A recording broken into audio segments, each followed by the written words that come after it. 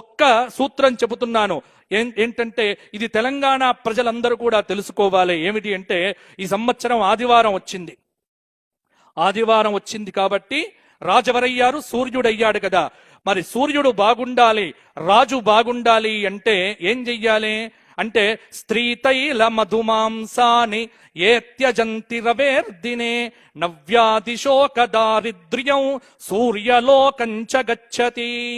ఆదివారం నాడు తెలంగాణలో చుక్కా ముక్కా ముట్టుకోకపోతే బ్రహ్మాండంగా ఉండబోతోంది.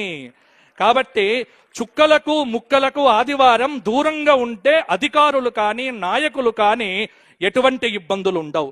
ఎందుకంటే ఆరోగ్యం బాగుంటుంది, రాష్ట్రం బాగుంటుంది, భగవంతుడు అనుగ్రహిస్తాడు. ఇది శాస్త్రము చెప్పింది సుమా, నేను చెప్పట్లేదు సుమా, ఇది శాస్త్రంలో చెప్పినటువంటి మాట.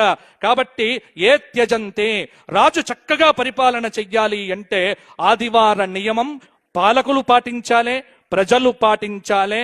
ఆదివారం నాడు మాంసాహారాన్ని విసర్జించి సూర్య నమస్కారములతో ఆదిత్య హృదయాది స్తోత్ర పారాయణములు చేసినటువంటి వ్యక్తి శక్తిమంతుడవుతాడు, చక్కటి అనుగ్రహాన్ని పొందుతాడు. ఇక రెండవది ఏమిటి అంటే